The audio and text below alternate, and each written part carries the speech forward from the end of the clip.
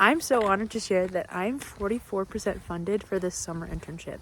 That's like $3,000 raised so far. So for everyone who's given, thank you so much. But I have to admit, every time a donation comes in or I see the percentage go up, is God gonna provide all the way to 100%?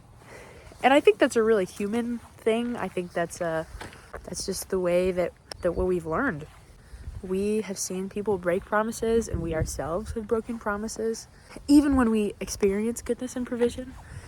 You know, my mom, for my 10th birthday, she took me to Chicago, and it was amazing. You know, we took the train. I went with my best friend, and we got to go to the pier.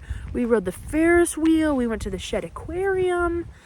We had the deep dish pizza. It was awesome. It was amazing. And on our way back, we stopped at Cracker Barrel. And as a kid, and even now, I love Coca-Cola. I am obsessed with this stuff. And they had this chocolate Coca-Cola cake at Cracker Barrel. And I was like, Mom, can we get the chocolate Coca-Cola cake? And she was feeling very generous. And she said, yes, let's get it. We'll get it to go. And you can have it tomorrow. And so we go home. I watch her put the to-go box on top of the fridge. And in the morning, I get up and I run to the kitchen. And I'm like, can I have chocolate Coca-Cola cake for breakfast? And my mom just is like looking away. And I was like, and I see the to-go box on the kitchen counter, just empty. This woman ate my chocolate Coca-Cola cake in the night. I think I would do that too as an adult. But my mom... like, my bad. You know, the weekend didn't make up for it. I was devastated that I didn't have my chocolate Coca-Cola cake.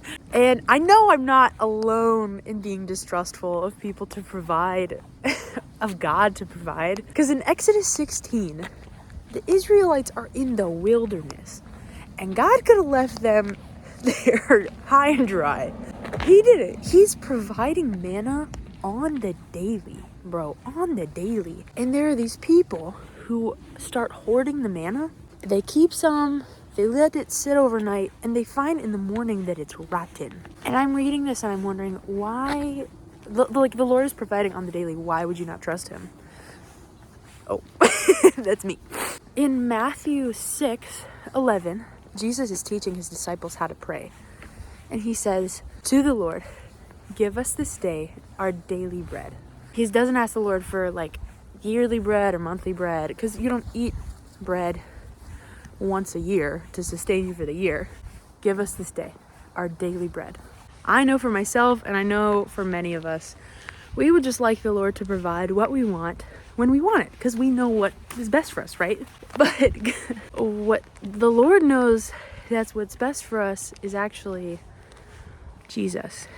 When we start to see the Lord provide on the daily in ways we couldn't expect, we experience his faithfulness and his consistency to provide in a way that we can't anticipate on our own. Our neediness drives us to him, and he is the best thing for us.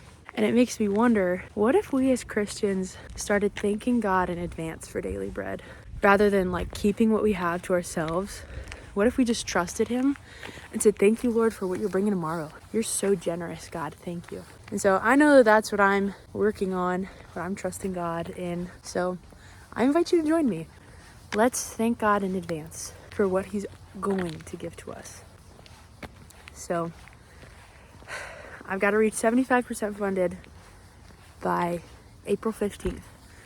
And I am excited to share with you in the future how God is being so generous to me. Even though I can't see it yet, I know his generosity and his faithfulness will be revealed to me. Thanks for listening. Can't wait to update you soon.